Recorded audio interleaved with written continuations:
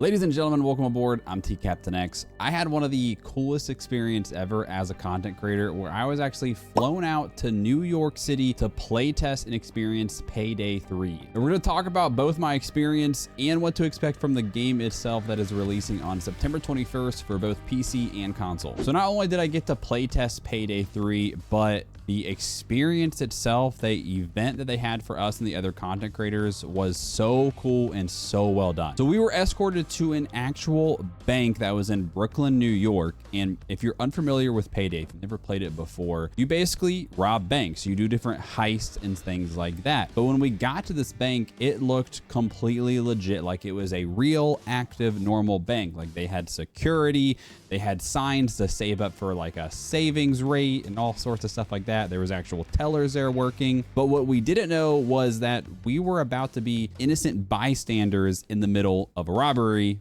by the characters from Payday 3. And as we watched this unfold and we were in the middle of all of this, the police showed up and the robbers, or the Payday characters, decided to use us as a way to get the money and gold out of the vault. So we lined up, they were yelling at us to get in line, and they tossed each of us a huge duffel bag and basically yelled at us to go run downstairs. And in the duffel bag was this insanely cool mask, which you can actually get this mask in-game and wear it as one of the robbers, and also a name engraved gold bar, which of course it's fake, it's not real, but that didn't stop TSA from stopping me at the airport on my way home and questioning why I had a fake gold bar and a super creepy mask in my bag. Now, when we got downstairs, we found ourselves in a super cool lounge area that had a bar, and they had drinks for us. They had hors d'oeuvres. We had an amazing dinner there, but they also had a bunch of PCs for us to be able to go and play test. So let's talk about the game itself. So of course, this is the third game in the series of Payday. Payday 1 coming back in 2011, and then Payday 2 was released in 2013. Like I mentioned before, this game is all about setting up and performing these high-risk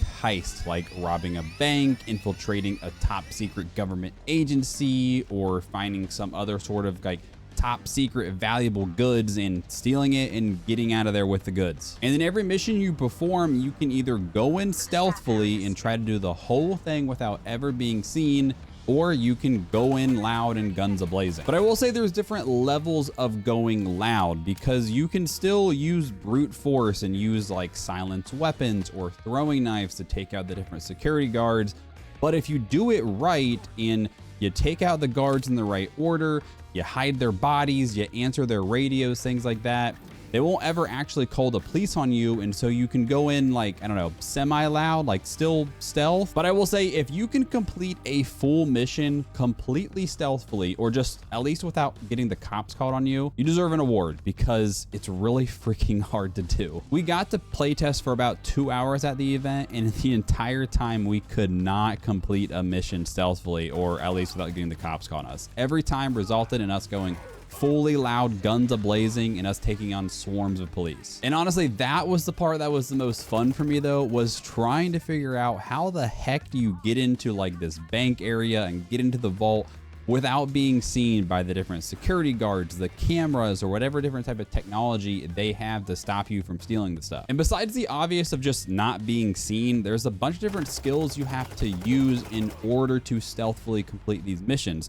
You can pick locks, you can crack safes, you can hack cameras, and just so many more things that we didn't even really have a chance to dive into and try out. Now, this is a team-based or co-op based mode where you can play with yourself and up to 4 players total. So I was playing with other content creators there that were at the event, and it was pretty much hilarious every time, because we're trying to talk and figure out, okay, how the heck do we go about this to not get covered? And every time one of us was blowing our cover and ruining it. So I can only imagine the like hilarity that would ensue if you're playing this with some of your good friends back at home. But what I found to be kind of the coolest thing about it is there is a limitless number of ways you can take on each mission. Of course, there's multiple different ways to go in and try to be stealthy or loud, but there's also so many different perks and skill sets you can use to complete your mission. Before each mission, you actually pick your loadout, and you can have multiple different loadouts saved, and that consists of things like your primary weapon, your secondary, and a bunch of different equipment you're going to use. But also, you have a ton of different perks and abilities you can choose from.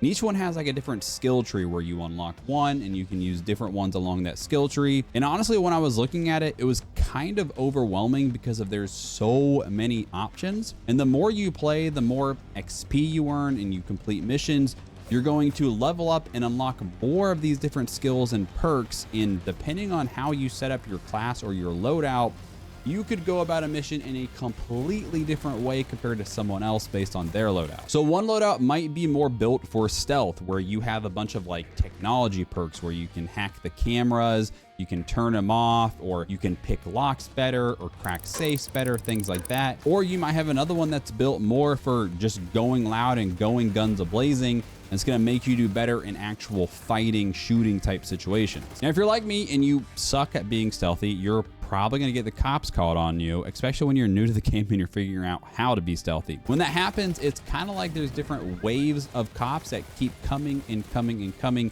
as you're still trying to bust open the vault or whatever it is you're doing for that mission, and you're having to fight them off while simultaneously steal the money. And as the mission goes on, there's going to be more and more enemies to fight, and the difficulty of them is going to get even higher, because once you've killed so many and they're pissed off at you, they're going to start sending the SWAT unit, and they're armored up and they've got riot shields and all sorts of craziness. And it just gets harder and harder the more you keep going in the game. But one of the cool things you can do is you can take hostages during all of this, and you can negotiate with the police to try to get them to kind of lay off, to give you more time. So one of you can be, dealing with the hostages while the other three are trying to crack the vault, or you can even trade those hostages and try to get supplies from the police. And that's one of the really cool things about this, is it's like they kind of thought of every possible situation that could go wrong or could happen in a bank robbery or heist like this, where there's just so many different options of how you go about these missions. Now, I got to use a lot of the weapons because, like I said, I suck at being quiet and I got detected every time. And there's a lot of different weapons to choose from. There's your primary weapons, which you've got your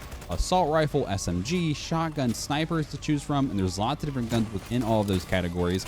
But then you also have your secondary weapon, which are a bunch of different pistols. Some might be like loud revolvers, or some might be silent suppressed ones if you want to kind of go that like semi-stealth mode. Personally, I think I had the most fun when I was using the shotgun class, because that thing was obliterating people up close. It was kind of just your run and gun and go crazy with it up close. Now, one of the things I had a big issue with, or a lot of problems with, I would say, is conserving ammo, because we were going loud very early in the mission because we, again, sucked at being stealthy, and we were just flying through ammo. Now, one of the perks or some of the abilities you can have are to be able to replenish your ammo in different ways, or one of the people on your team can also carry an ammo box and they can drop it and everybody can replenish their ammo, which is very, very important if you're like me.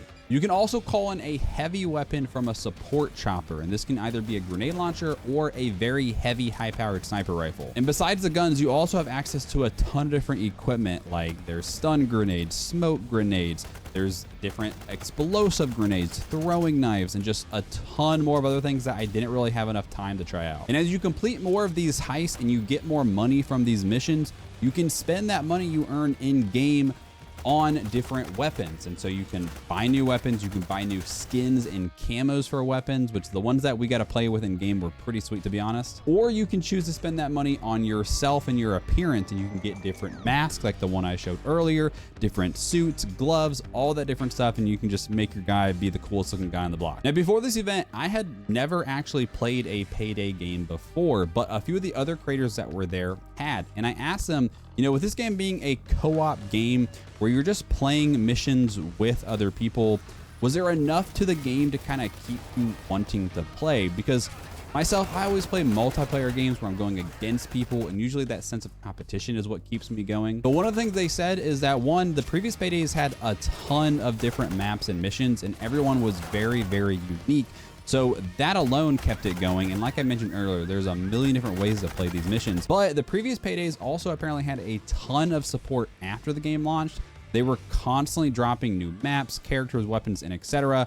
And from talking with the devs at the Payday 3 event, I would definitely expect to have a lot of support in the coming months and years after this game is released. The version we played only had 2 missions available. The first one being your pretty standard bank robbery that was in like a city type environment. The second being the 99 boxes mission, which is at like a shipping container type facility. And in this one, we're actually stealing, like, I think it was like biochemical weapons or something. And we had to, instead of rush to get the money out, we had to put liquid nitrogen on it to keep the goods cold. And the faster we did it, the more of the goods we got out. So each mission is very different, and it's not going to be just your standard like bank heist each time. I also saw, looking back at some of the older Payday footage, that one of the missions was actually at the White House, I think, or like a government type facility. So there's a lot of variety in the missions itself. Now let me give you my completely honest thoughts about the game. As many of you know, if you've watched my content before, I play pretty much exclusively Call of Duty Warzone.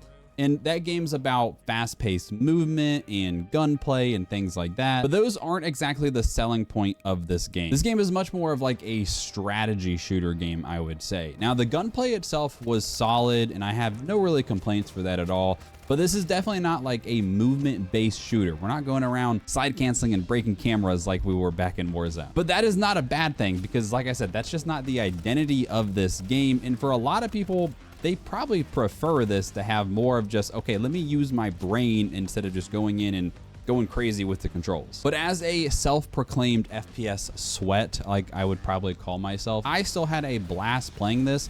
And even though we only had 2 hours to play, I wanted so badly to figure out how to do these missions stealthily. And there was just like I said, an endless number of ways to complete these missions. And there's definitely a big skill gap when it comes to knowledge about the game, because a lot of the other creators that had played the game before, they were flying through these things. They knew how to do different things. And I'm just like, I was lost because there's so much to take in at once for a new player. So I can definitely say that this game has that component of wanting to get better and wanting to learn the game more. And that's really one of my favorite things about video games and what I really look for when I want to play something new. So again, Payday 3 is releasing on September 21st to both console and PC. It's going to cost $39.99 US for the base version. But if you own the PC Game Pass, it will be free on that. I'll leave a link in the video description if you want to buy or pre-order the game. And lastly, I just wanted to say thank you so much to the Payday 3 team for inviting me out and hosting this awesome event. I just want to say you guys crushed it, because that was one of the coolest things I've ever got to experience. And of course, thank you for sponsoring this video as well. Thank you so much for watching, guys. We'll see you in the next one.